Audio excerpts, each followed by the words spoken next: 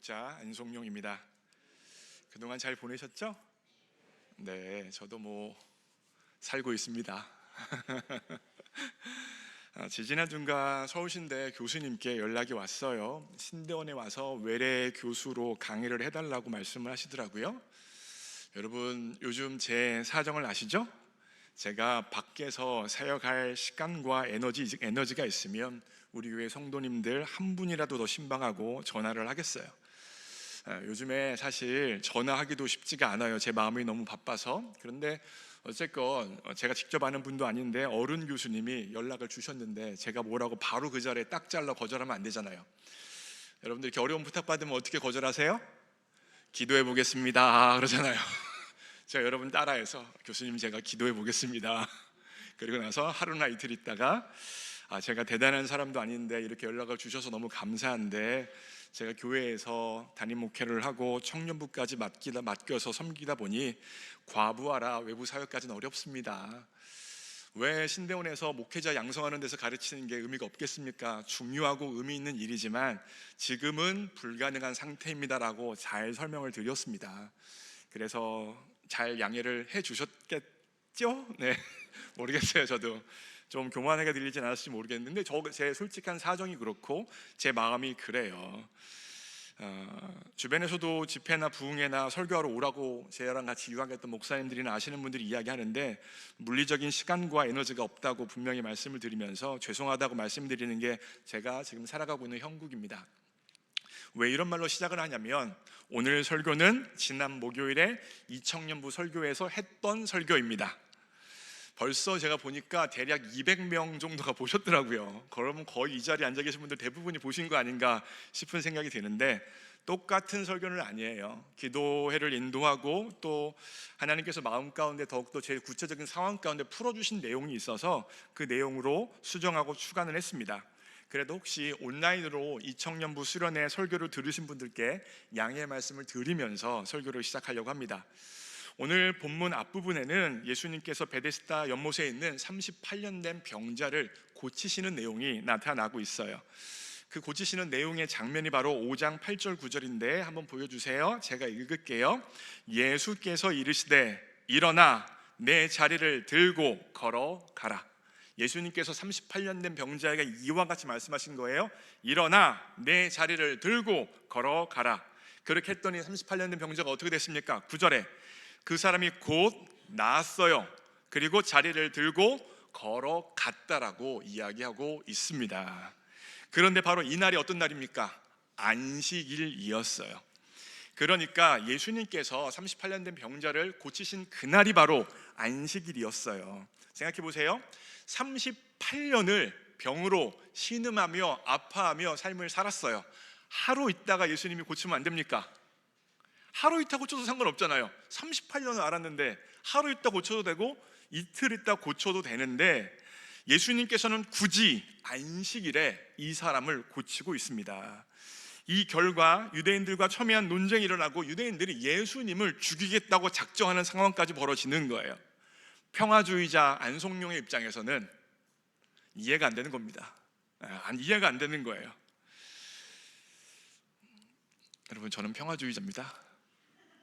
저랑 싸우는 사람 이상한 사람이에요. 이제 우리 교회에서 나랑 못 싸우겠죠? 굳이 왜 싸우겠어요? 근데 예수님께서는 안식일날 굳이 하루 있다 고치시면 되는데 굳이 안식일날 고쳐서 문제를 만들고 자신이 죽음에 놓이는 어려움까지도 당하게 되어진다는 것입니다. 왜 이렇게 하셨을까요? 왜요? 그만큼 안식일 개념을 유대인들이 잘못 이해하고 있고 이 잘못된 이해가 큰 폐단을 만들고 있기 때문입니다. 오늘도 마찬가지예요. 안식, 곧 쉼의 이해를 잘못하면 우리의 삶에 진정한 쉼이 없게 되어지고 어려움을 겪을 수 있어요. 그래서 오늘 저는 여러분과 함께 우리의 쉼, 충전이라는 제목으로 안식에 대해서 규정하고 정의해 보려고 하는 것입니다. 여러분에게 휴식은 무엇입니까? 유튜브 보는 거예요? TV 드라마 보시는 거예요? 잠자는 겁니까? 먹는 겁니까? 다예요? 그렇죠? 사람에 따라서 성향에 따라서 삶의 습관에 따라서 휴식을 취하는 모습은 다릅니다.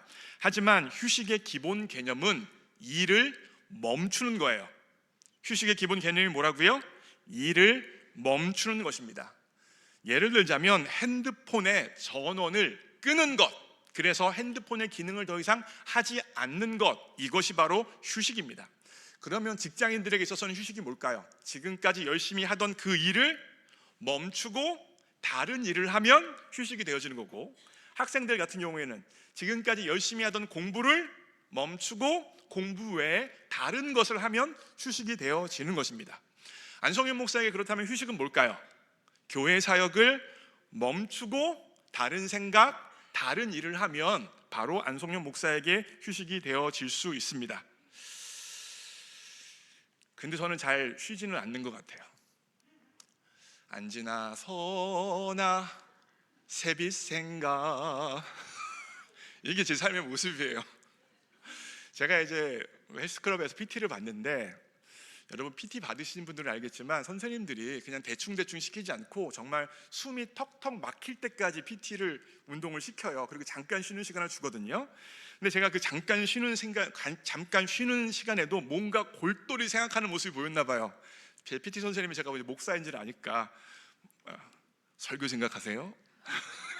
교회 생각하세요? 근데 정말로 제가 그때 설교 생각인가 교회 생각을 하고 있었거든요. 다시 한번 놀랬다는 거 아니에요. 이 숨이 턱턱 막히는 순간에서 나는 여전히 설교, 교회 생각을 하고 있구나. 그게 바로 제 삶의 모습이에요. 이렇게 제가 교회 생각에, 여러분 생각에 몰두해 있습니다. 앉으나 서나 교회 생각, 여러분 생각하며 삶을 살아가고 있어요. 그러니까 제 말 잘 들어주세요. 여러분이 아무리 교회 생각 많이 해도 저만큼 많이 해요? 저만큼 많이 해요? 저보다 많이 하는 사람이면 이상한 사람입니다. 저도 지금 약간 정도에서 벗어나 이상하게 많이 생각하고 있는데 저보다 더 많이 하는데 이상한 사람이에요. 네. 제의 휴식이라는 측면에서 제가 한 가지 부탁을 드립니다. 이번 주 금요일이면 드디어 제 아내 김혜란 사모가 옵니다. 네, 드디어 와요. 2023년 5월에 아내를 미국에 보내면서 어떻게 앞을 살아갈까 앞이 캄캄했는데 주님의 은혜와 여러분의 사랑과 섬김으로 이렇게 잘 보냈습니다. 그런데요, 저는 사모보다는 아내가 필요한 사람이에요. 다시 강조합니다. 저는 사모보다는 아내가 필요한 사람입니다. 지난 1년 9개월 동안 담임 사모 없어서 교회 사역이 안 된 게 있습니까? 아마 안 된 게 있다라고 말하기는 어려울 거예요. 다 잘 됐으니까. 할렐루야! 잘 됐잖아요. 담임 사모 없어도 교회 사역 잘 됐잖아요. 어떤 분은 교회 사역에 있어서 담임 목사와 사모의 비중이 51대 49라고 생각을 하십니다. 무슨 의미로 그와 같은 이야기를 저한테 하는지 그 의미를 알아요. 그런데 제가 담임 목회하면서 내가 51이고 아내가 49다라고 생각하면서 사역한 적 한순간도 없습니다. 항상 내가 100이라고 생각하고 최선을 다해서 사역을 했고, 내가 100인데 내 아내가 49면 149가 되어지는 것이고, 내가 100인데 아내가 20이면 120이 되어지는 것이라는 마음으로 사역을 했어요. 이런 생각을 제가 굳힌 이유가 있어요. 미국에 유학하면서 담임 목회하시는 목사님과 사모님들을 굉장히 많이 보고 굉장히 많이 만났습니다. 그런데 아무리 사모님이 대단하고 좋아도 목사님이 100이 아니면 그 교회는 어렵습니다. 제 결론이에요. 그게 많은 목사님 사모님 교회를 보면서 내린 결론입니다. 실제 담임 목회 자리에서 목사님이 51이고 사모님이 49잖아요. 그러면 산술적으로 51 더하기 49는 100이 나와야 되는데, 실제 담임 목회 자리에서는 목사님이 51이고 사모님이 49면 많이 나와야 65, 많이 나와야 70이에요. 사모님이 뛰어나고 잘하는 거 가지고는 목회는 안 됩니다. 목사가 잘해야 되는 거예요. 분명합니다. 사모님이 아무리 기도 많이 해도 목사가 기도 안 하면 소용없어요. 사모님이 아무리 가르치는 은사가 있더라도 목사가 설교를 제대로 못 감당하면 교회 안에 영향력은 올라가지 않습니다. 제가 유학 가서 많은 목사님들과 사모님 그리고 교회를 보면서 유학 가면 만날 일들이 많아요. 이걸 깨달은 거예요. 그래서 그 결과 제가 교회 사역하면서 있어서는 내가 항상 100이 되어야겠다라고 작정하고 지금까지 교회 사역을 감당하고 있는 거예요. 설교, 성경 공부, 기도의 인도뿐만 아니라 개인 상담, 전화, 식사든 아내한테 맡기지 않습니다. 제가 직접 상담하고 전화하고 식사 자리에 나갑니다. 제가 우리 교회에서 그렇게 사역했고 앞으로도 이와 같은 방식으로 할 거예요. 그런데 이렇게 사역을 하게 되어지면 지치고 힘들고 탈진할 수 있는 여지는 분명히 있어요. 그래서 쉴 곳이 저에게 필요한데, 저에게 가장 안전한 피난처여 쉴 곳은 먼저는 하나님이시고, 두 번째는 제 아내가 저의 쉴 곳이고 피난처입니다. 여러분들이 이제 이번 금요일부터 아내가 오니까 제 아내와의 만나서 살아가는 이야기 얼마든지 하실 수 있고요, 은혜 받은 이야기 얼마든지 하실 수 있고요, 개인적인 고민과 아픈 이야기 얼마든지 하셔도 괜찮아요. 다만 교회를 향한 건의사항, 교회적인 어려움, 문제에 대해서는 제 아내에게 말하지 마세요. 피리어드. 말하지 마세요. 그런 이야기는 제 아내한테 하면 안 되고, 교회 공식적인 채널인 우리 목사님들, 부목사님들에게 해야 되는 이야기예요. 저에게 아내를 통해서 듣게 하시면 안 되는 것이고, 목사님들을 통하여서 저에게 듣게 해주셔야 되고, 목사님들이 아니면 때때로 저에게 직접 말을 해주셔야 되는 거예요. 만약에 제 아내를 통해서 그런 이야기가 들리면 옳은 이야기라도 듣지 않겠습니다. 옳은 이야기라도 못 들은 척 할 거예요. 이건 블루밍턴에서부터 저의 원칙이고, 제가 높은 숭의교회를 담임했던 김동호 목사님에게 배운 원칙이기도 합니다. 생각해 보세요. 교회적인 어려움이 있을 때 저 또한 사람이니까 마음이 가라앉죠. 그런데 그럴 때 동일한 문제로 아내가 마음이 가라앉으면 저도 꼬꾸라지고 아내도 꼬꾸라져서 제가 살 길이 없어요. 제가 쉴 길이 없습니다. 제가 꼬꾸라지더라도 아내는 그 문제를 겪지 않고 있어야, 아내가 평상심을 유지하고 있어야 제가 아내와 만나서 대화하고 교제하며 교회 바깥 이야기를 할 수 있고 교회 바깥 생각을 할 수 있게 되어지는 거예요. 그러면 저는 아내와의 관계에서 쉴 수 있는 것이고, 쉼을 통하여서 회복해서 교회 안에서 100%로 사역을 감당할 수 있게 되어지는 겁니다. 그런데 제가 꼬꾸라졌는데 힘든데 아내도 동일한 문제로 꼬꾸라져 있어요. 그러면 제가 어디서 회복하고 어디서 쉬어서 교회에서 100%로 사역할 수 있겠어요? 저한테 쉴 수 있는 공간을 마련해 주셔야 되는 거예요. 저에게 쉴 수 있는 사람을 마련해 주셔야 되는 거예요. 그래서 교회를 향한 건의사항이나 문제나 어려운 건 아내에게 이야기하지 말라는 겁니다. 해줄 거예요, 안 해줄 거예요? 해주셔야 돼요. 그게 안성료 목사가 100%로 사역할 수 있는 길이고, 우리 교회 안에서 최선을 다해 사역을 감당할 수 있는 길입니다. 휴식은 일을 멈추는 차원이라서 저의 휴식의 공간, 아내의 자리를 만들어 달라고, 저는 사모가 아니라 아내가 필요한 사람이라는 걸 이야기한 거예요. 휴식은 핸드폰의 전원을 끄는 것이죠.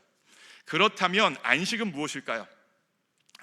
휴식은 핸드폰의 전원을 끄는 거예요. 안식은요, 배터리가 닳아가는데 충전기랑 연결하는 게 바로 안식입니다.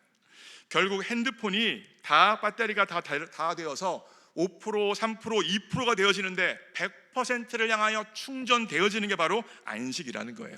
이와 같은 안식은요, 하나님과 연결되어지는 것이고, 하나님으로 채워지는 것이고, 하나님의 은혜가 공급되어지는 것이 바로 안식의 핵심이에요.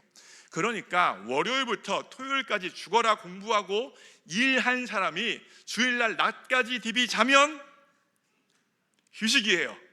근데 주일날 아침에 일어나서 예배에 나오면 안식이라는 거예요. 안식과 휴식의 개념을 이해하실 수 있겠죠. 결국 안식은 단지 이 일을 멈추는 게 아니라 재무장되어지는 것이고, 재충전되어지는 것이고, 충전기 안으로 들어가는 게 바로 안식이라는 거예요. 결과적으로 제가 왜 여러분들에게 주일 예배 나와라, 예배의 자리를 지켜라, 기도의 자리를 지켜라고 이야기하는 것입니까? 단지 예배 출석 수를 유지하려는 수작이 아니에요. 모든 사람은 하나님과 연결되어지고 하나님의 은혜가 공급되어져야만 삶을 살 수 있기 때문에 하나님과 연결되어지라는 차원에서 기도의 자리, 예배의 자리를 강조하고 있는 것입니다. 보세요, 제가 핸드폰이 있는데 만약에 아침에 핸드폰이 충전되어지지 않은 채로 나가게 되어졌어요. 그러다가 핸드폰이 다 방전이 되어져서 꺼져버렸습니다. 그러면 그 핸드폰은 더 이상 전화도 안 되고 카톡도 안 되고 인터넷 검색도 안 되고 유튜브도 들을 수 없는 무겁고 거추장스러운 기계일 뿐이에요. 경험해 보셔서 아시잖아요, 그죠? 무겁고 거추장스러운 기계일 뿐이에요. 무용지물이란 말입니다. 하나님의 입장에서 마찬가지래요. 하나님의 은혜가 여러분들에게 있어야 되는데, 하나님의 은혜로 충전되어져야 하나님의 생각과 하나님의 마음과 하나님의 뜻을 흘려보내는 거룩한 통로, 은혜의 통로가 되어질 것인데, 은혜가 말라버린 거예요. 은혜가 방전되어 버린 거예요. 은혜가 3%, 2%, 0% 되어버리니 나타나는 건 무엇이겠습니까? 하나님의 입장에서 무용지물인 우리가 되어지는 거예요. 무슨 말입니까? 우리를 통하여서 거룩한 하나님의 뜻과 하나님의 마음과 하나님의 은혜가 세상에 흘러가는 것이 아니라 내 안에 있는 죄성이 나타나고, 내 안에 있는 화가 나타나고, 내 안에 있는 우울함과 분노와 자기 연민만, 오직 죄의 영향력만 내 삶에 나타나는 인생이 바로 하나님의 은혜가 방전된 인생이라는 것입니다. 그래서 제가 작년에 우리 교회 사역을 시작하면서, 올해 말고 작년 이야기예요, 큐티인을 가지고 매일 말씀 묵상을 하자 말씀을 드렸죠. 그래서 매일매일 큐티인 가지고 말씀 묵상해서 말씀을 붙들고 살아가자. 큐티가 안 되면 새벽 기도의 자리를 지키며 새벽에 나와서 하나님 앞에 기도하며 시작하자. 그것도 안 되면 온라인으로 새벽 기도 음성을, 새벽 기도 설교를 듣고 그 말씀 붙들고 하루를 살아가자. 말씀을 묵상하며 살아가자고 작년에 여러분에게 요청드렸습니다. 뭐 하자는 겁니까? 충전하자는 거예요. 여러분, 사실요, 우리 교회에 있는 모든 성도님들은 모두 다 묵상하는 사람들이에요. 어떤 사람은요, 말씀을 묵상할 거예요. 어떤 사람은요, 걱정을 묵상할 겁니다. 어떤 사람은요, 문제를 묵상하고요, 어떤 사람은요, 다른 사람을 묵상하고 있을 거예요. 묵상의 대상이 달라서 그렇지 모두가 다 묵상하고 있어요. 그런데 사람을 묵상하고 환경을 묵상하고 다른 사람들이 했던 말과 상황을 묵상하게 되어지면 우리 안에 있는 은혜의 배터리가 금방금방 소모되어지는 거예요. 그런 것들 묵상하면 바로 배터리가 50%, 30, 20, 0% 되어져서 내 성질, 내 분노, 내 우울, 내 죄성만 나타나는 인생이 되어진다니까요. 그런데 만약에 하나님의 말씀을 묵상하면요, 하나님의 말씀을 묵상하며 그 말씀을 붙들면요, 말씀 가운데 은혜가 우리에게 공급되어집니다. 우리 가운데 은혜가 차오르는 거예요. 하나님의 생각이 차오르는 거예요. 그 결과 내 성질대로 살아가지 아니하고, 내 마음대로 살아가지 아니하고, 내 뜻대로 살아가지 아니하고, 내 죄성대로 살아가는 것이 아니라 하나님의 마음과 하나님의 뜻 가운데 내 주변을 살리며 살아가는 역사가 말씀 묵상할 때 주어진다는 것입니다. 자, 이제 휴식과 안식을 구분하실 수 있겠죠. 그러면 제가 청년부 주제 성구로 잡았던 게 마태복음 11장 28절인데 한번 보세요. 수고하고 무거운 짐진 자들아 다 내게로 오라. 내가 너희를 쉬게 하리라. 단지 일을 멈추게 하겠다는 거예요? 뭐겠습니까? 여기서 쉼은 휴식이에요, 안식이에요? 안식이죠. 예수님과 연결시킨다는 거예요. 예수님의 은혜가 공급되어진다는 거예요. 예수님의 마음이, 예수님의 사랑이 공급되어지는 인생, 바깥에서 은혜가 없는 인생을 살았는데 예수님께 나와서 은혜가 채워지는 안식 가운데 살아가는 삶이 이루어질 수 있다는 것입니다. 이와 같은 휴식과 안식을 구분하지 못하는 사람들이 바로 오늘 본문에 나타났던 유대인들입니다. 그런데 이 일을 멈춘다는 휴식의 개념이 아예 성경적인 배경이 없는 건 아니에요. 특별히 10계명의 4계명에 보면 안식일을 거룩히 지키라고 말하고 있는데, 출애굽기 20장 4절부터 7절 말씀이 바로 하나님께서 직접 모세에게 주신 말씀입니다. 여러분들이 한번 읽어보실게요. 4절부터 7절입니다. 시작. 안식일을 기억하여 거룩하게 지키라. 엿새 동안은 힘써 내 모든 일을 행할 것이나 일곱째 날은 내 하나님 여호와의 안식일인즉 너나 내 아들이나 내 딸이나 내 남종이나 내 여종이나 내 가축이나 내 문 안에 머무는 객이라도 아무 일도 하지 말라. 분명히 일을 멈춰라, 휴식의 개념을 분명히 4계명에서 해주고 있어요. 이와 같이 휴식을 해야 되는 이유는, 일을 멈춰야 되는 이유는 7절에서 이는이라고 시작하고 있어요. 여기서 이는에 해당하는 것이 영어로 because예요. 왜냐하면 왜 일을 멈춰야 하냐면 그 이유는 무엇이냐? 엿새 동안에 나 여호와가 하늘과 땅과 바다와 그 가운데 모든 것을 만들고 일곱째 날에 쉬었습니다. 그러므로 나 여호와가 안식일을 복되게 하여 그날을 거룩하게 하였느니라. 그러니까 휴식을 할 수 있는 이유는 안식 때문에 휴식을 할 수 있다는 거예요.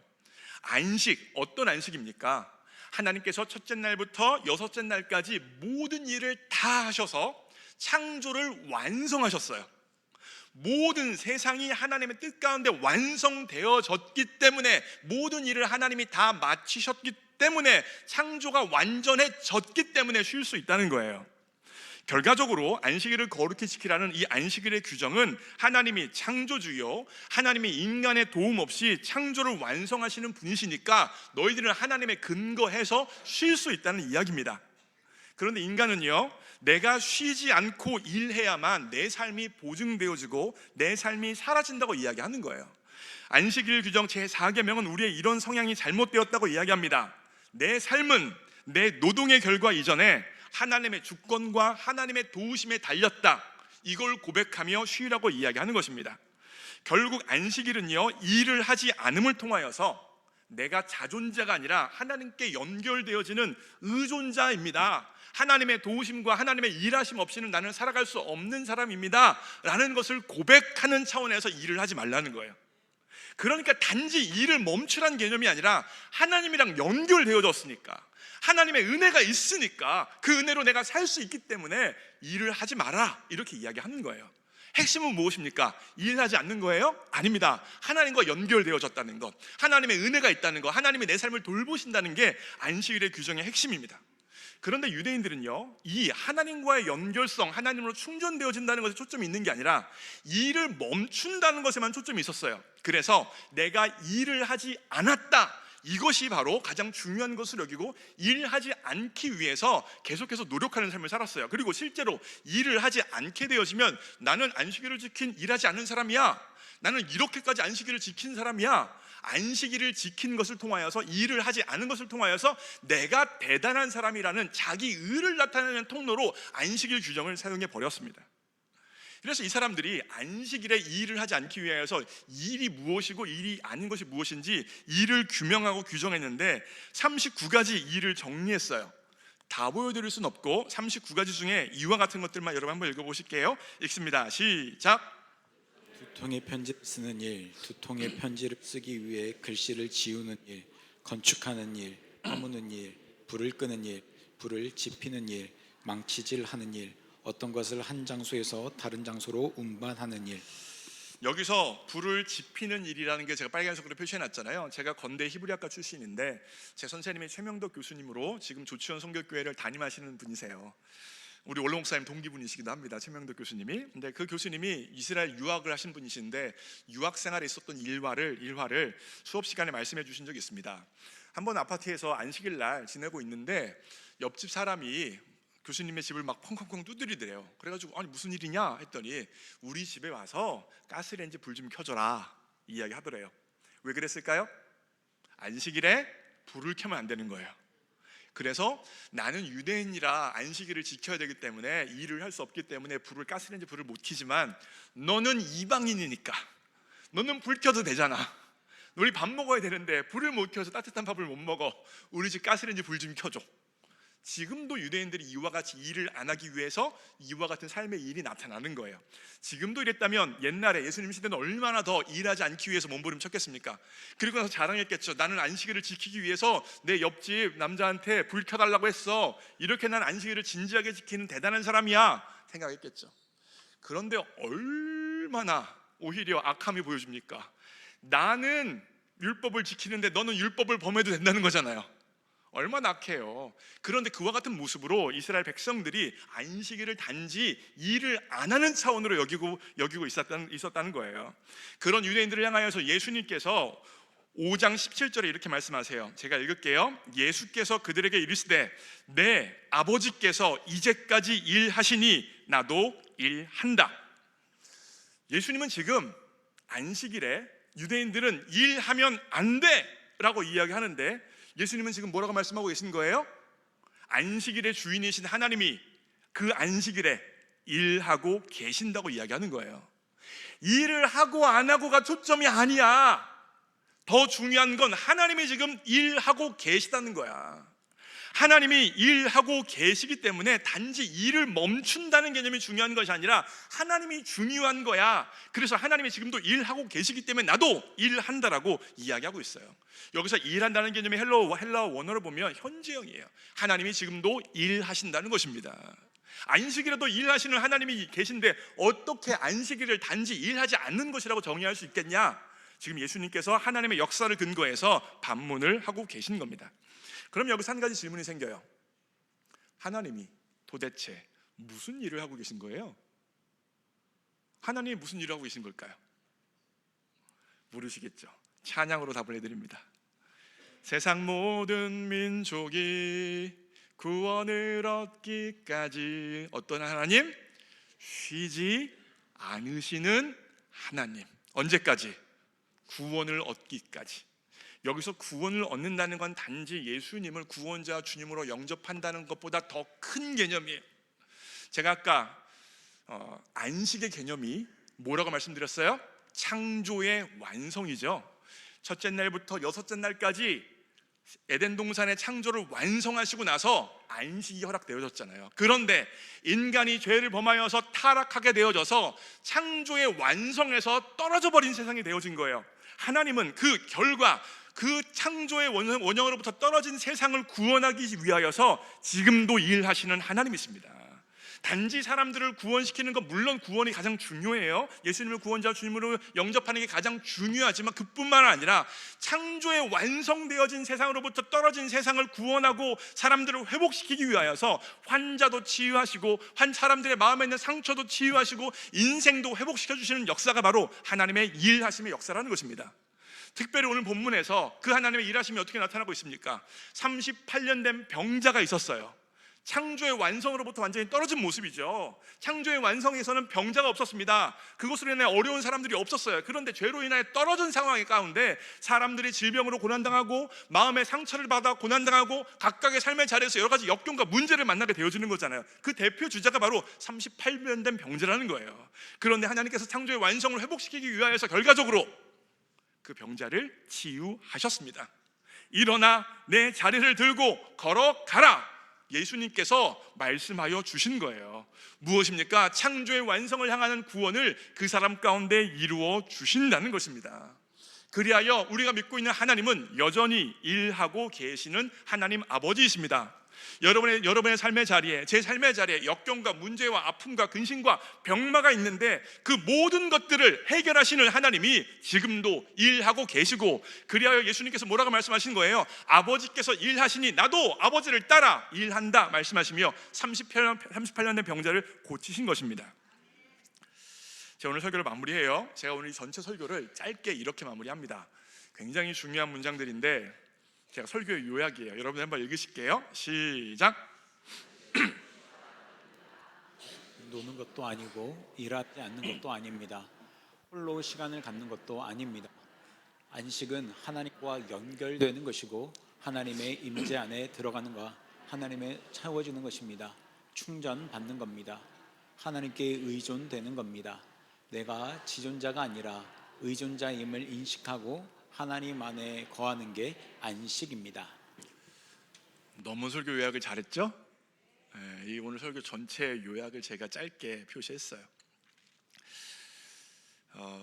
이제 이번 주 목요일이면 제 아내가 한국으로 돌아옵니다.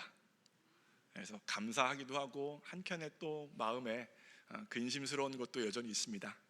제 큰아이는요 미국에서 대학교 4학년이고요 둘째 아이는 여자아이인데 고등학교 3학년입니다 미국은 한국과 다르게 2학기가 봄학기예요. 그래서 지금 제 딸은 고3 2학기를 다니고 있고 졸업이 5월 마지막 주 토요일이 학교 졸업식이에요. 그 말은 무슨 말이냐면 3, 4, 5월 달 제 아이가 홀로 엄마 아빠 없이 미국에서 보내야 한다는 것입니다. 그렇다고 미국에 제 친척이 있는 것도 아니에요. 애들이 홀로 둘이 남아져 있는 시간이 아이들에게 열리는 게 바로 이번 주부터입니다. 우리 아들은 솔직히 크게 걱정은 안 됩니다. 워낙 긍정적이고 밝은 아이라 걱정되진 않는데 우리 둘째 아이가 완벽주의적인 성향을 가지고 있는 아이고 굉장히 자신을 하여튼 열심히 사는 아이예요. 근데 그러다 보니까 마음에 조금 병이 생겨서 우울증을 앓고 있고 그것으로 인하여 굉장히 힘들었고 지금도 힘든 여정 가운데 여전히 살아가고 있는 게 우리 둘째 모습입니다. 자, 이번 설교를 준비하며 무슨 마음이 들었냐면 하나님, 우리 희주에게 안식을 허락해 주세요. 엄마 아빠가 안식은 줄 수 없는데 하나님은 안식을 주실 수 있잖아요. 하나님이 우리 희주와 연결되어져서 우리 희주가 하루하루를 살아가면서 하나님의 은혜를 공급받아 엄마 아빠 없어도 하나님으로 말미암아 하루의 삶을 살아갈 수 있도록 도와주세요. 이 마음이 제 마음 가운데 들어왔습니다. 그러면서 고른 결단 찬양이 바로 하루의 은혜라는 찬양이에요. 하루의 은혜라는 찬양인데 1절, 2절 가사 다 중요한데 후렴 부분 가사가 좀 더 마음에 와닿았어요. 하루의 은혜가 내 삶에 임하여 문제가 기도가 되고 아픔이 자랑되어 하나님의 사랑 드러나게 하소서. 나를 구원하신 사랑. 하루의 은혜가 이곳에 임하여 고난이 축복이 되고 상처가 간증되어 영원하신 사랑 신뢰하게 하소서. 하루를 살아갈 힘 주소서. 제가 유튜브에서 이 찬양을 작사하신 분의 설교를 들었어요. 이분이 이 찬양을 작사하실 때 시편 25편 5절의 말씀을 묵상했대요. 그게 바로 이 말씀이에요. 주는 나의 구원의 하나님이시니 내가 종일 주님을 기다립니다. 누구만이 나의 구원의 하나님이세요?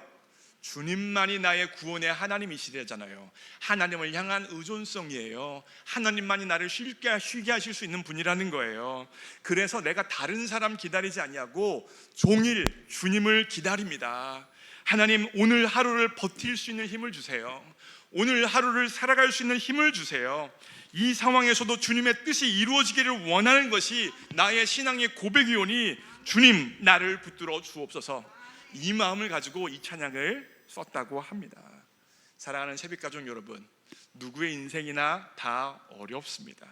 그런데 그 인생 가운데 하나님의 은혜가 충전이 되어지면, 하나님과 연결되어지면 지금도 일하고 계시는, 우리의 구원을 위하여서 지금도 쉬지 않고 일하고 계시는 하나님의 은혜가 있다는 사실이 인정이 되어지면, 그리고 그 하나님께서 우리에게 일어나 내 자리를 들고 걸어가라 말씀하시는 그 삶의 소리가 들려지게 되어진다면 우리의 삶을 넉넉히 감당할 줄 믿습니다.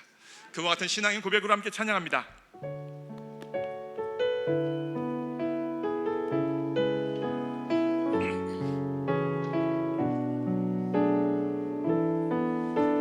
살아내기에 힘겨운 하루, 살아내기에 힘겨운 하루, 감당하기에 버거운 하루, 삶에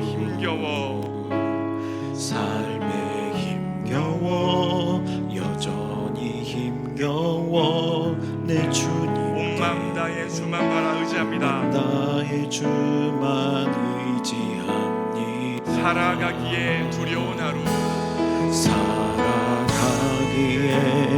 두려운 하루, 순종하기에 무거운 하루, 순종하기에 무거운 하루, 나의 힘 다해 정성 다해, 나의 힘 다해 정성을 다해 내 주님께 온 마음 다해 주만 온 바라봅니다. 맘 다해 주만 바라봅니다. 하루의 은혜가 내 삶에,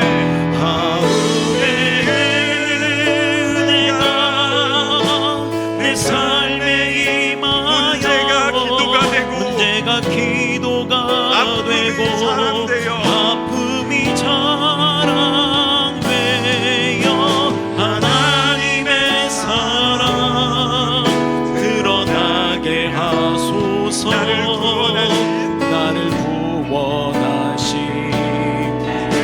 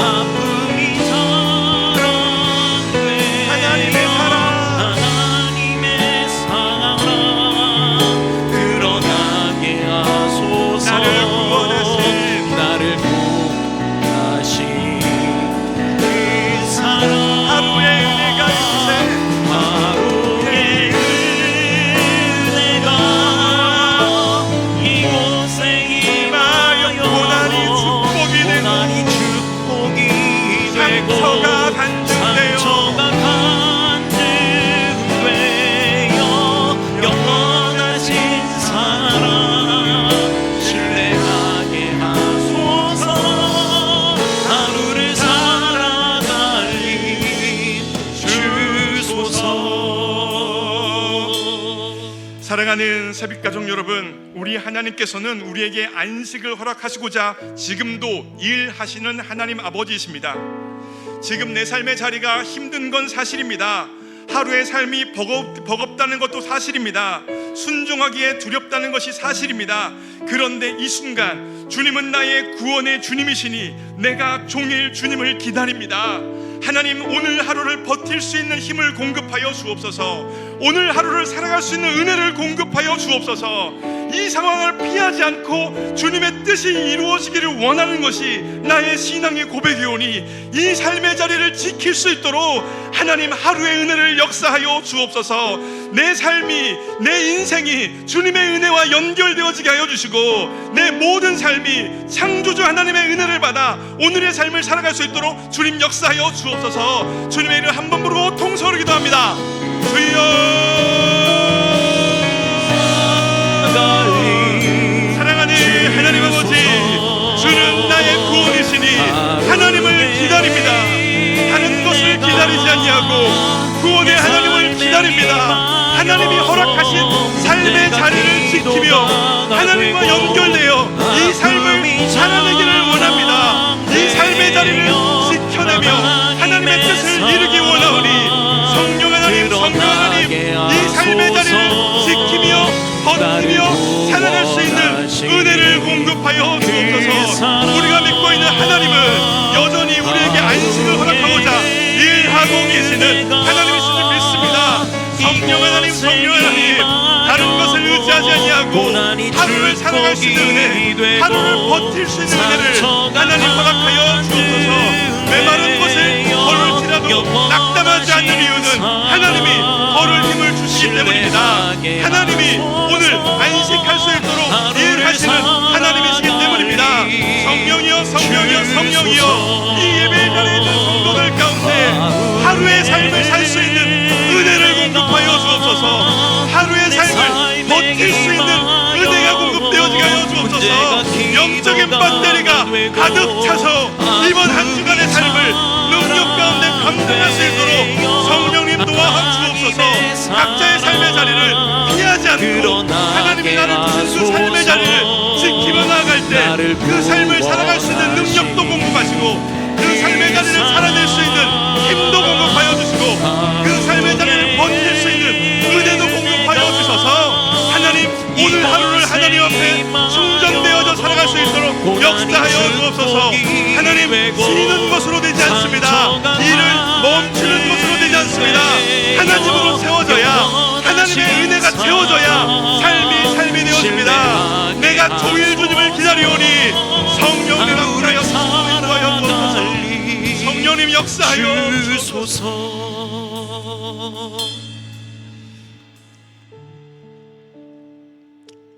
주님, 하나님은 우리의 하나님이시니 내가 종일 주님만을 기다립니다.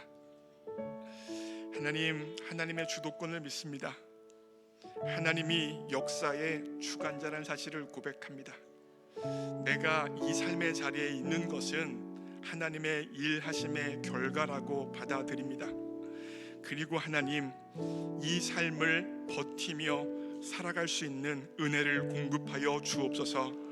이 삶을 살아갈 수 있는 힘을 공급하여 주시옵소서. 이런 상황에서도 주님의 뜻이 이루어지기를 원하는 것이 나의 신앙의 고백이오니 이 삶의 자리에 하나님의 일하심이 나타나게 하여 주시고 우리를 향하여서 일어나 내 자리를 들고 걸어가라 말씀하여 주시옵소서. 내 삶의 자리를 향하여 살아갈 수 있는 능력을 공급하여 주시고 그리하여 환경과 조건과 상황에 묶여 살아가는 인생이 아니라 하나님의 말씀에 묶여 살아가는 인생 되어줄 수 있도록 역사하여 주옵소서. 하나님 아버지께서는 구원을 이루기까지 쉬지 않고 일하시는 하나님 아버지이십니다. 38년 된 병자를 찾아가셔서 하나님의 일하심을 나타내시고 38년 된 병자를 세우셨사오니 하나님 38년 된 병자를 세우신 역사가 우리의 삶에 있도록 일하여 주옵소서. 병든 자가 있습니까? 예수 그리스도의 이름으로 일어나게 하여 주시고, 마음에 상처받은 사람이 있습니까? 예수 그리스도의 이름으로 상처가 치유받게 하여 주시고, 가정에 문제가 있는 사람이 있습니까? 예수 그리스도의 능력이 임하여 가정의 문제가 해결되어 줄 수 있도록 역사하여 주시옵소서. 인생 가운데, 마음의 상처 가운데 허덕이는 인생들이 있습니까? 하나님 아버지가 일하고 계신다는 사실을 믿게 하여 주시고, 그 하나님을 기다리며 오늘 하루를 살아갈 수 있는 은혜가 충전되어지기를 소원하며 기도할 때 은혜로 충전하여 주옵소서. 은혜로 살아나게 하여 주시옵소서. 은혜로 일어나게 하여 주시옵소서. 주님께 모든 것 의탁합니다. 예수님의 이름으로 기도합니다. 아멘. 다 함께 일어나셔서 한 번 더 찬양합니다.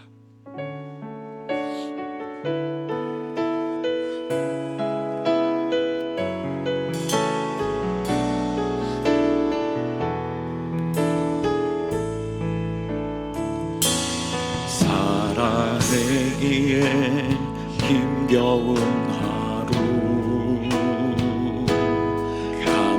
감당하기에 버거운 하루, 삶에 힘겨워, 여전히 힘겨워, 내 주님께 온 맘 다해 주만 의지합니다. 살아가기에 두려운 하루, 순종하기에 무거운 하루, 순종하기에 무거운 하루, 나의 힘 다해 정성 다해, 나의 힘 다해 정성을 다해 내 주님께 맘 다해 온 맘 다해 주만 바라봅니다. 하루의 은혜가 내 삶에, 하루의 은혜가 내 삶에 임하여 고난이 주도가 되고 아픔이 자랑되어 하나님의 사랑 드러나게 하소서. 나를 구원하신 그 사랑, 하루의 은혜가 이곳에 고난이 축복이 되고, 고난이 상처가 간증되어, 상처가 간증되어 영원하신 사랑 신뢰하게 하소서. 하루를 살아 마지막으로 찬양합니다. 하루의 은혜가 내 삶에 임하여, 하루의 은혜가 내 삶에 임하여 문제가 기도가 되고 아픔이 자랑되어 하나님의 사랑 드러나게 하소서. 나를 구원하신 그 사랑, 하루의 은혜가 이곳에 임하여 고난이 축복이 되고, 고난이 축복이 되고 상처가 간증되어 영원하신 사랑 신뢰하게 하소서. 하루를 살아갈 일 주소서. 사랑하는 하나님 아버지, 우리 모두가 이 땅에 빈손으로 왔는데 주님 앞에 무언가 드릴 것이 우리 손에 있게 해 주셔서 감사합니다. 하나님, 지금 드린 예물은 몇 원의 돈이 아니라 모든 것이 주님으로부터 왔다는 청지기의 고백이요, 주님의 은혜가 없다면 살아갈 수 없다는 신앙과 마음의 고백이오니 기뻐받아 주옵소서. 무엇보다 이 예물 드린 손길에게 자신의 삶을 살아갈 수 있는 버틸 수 있는 매 순간의 은혜를 공급하여 주옵소서. 다른 사람들은 쉬지 못하지만 하나님의 일하심을 믿고 안식을 누릴 수 있는 복을 허락하여 주옵소서. 이 예물 드린 손길에게 물질의 복도 허락해 주셔서 일평생 꾸는 인생 되어지지 않게 하여 주시고, 하나님이 주신 물질을 가지고 하나님과 교회와 세상을 마음껏 섬길 수 있도록 물질의 복의 복을 더하여 주옵소서. 하나님, 우리 교회에 사람들이 볼 수 없는 곳에서 자신의 시간과 재정과 에너지와 재능을 들여 섬기는 손길들이 참으로 많습니다. 사람은 보지 못해서 인정해 주지 못하지만 우리 하나님께서는 불꽃 같은 눈동자로 다 보고 아시오니 그분들의 섬김을 기억하여 주시되 천국에서 해같이 빛나도록 역사하여 주옵소서. 이제는 우리 주 예수 그리스도의 십자가의 은혜와 하나님 아버지의 무조건적인 사랑과 성령 하나님의 임재 역사하심이 하나님의 일하심을 믿고 안식을 누리기로 작정한 모든 주의 백성들 머리 위에 이제부터 영원토록 함께 없으기를 예수님의 이름으로 축원하옵나이다. 아멘.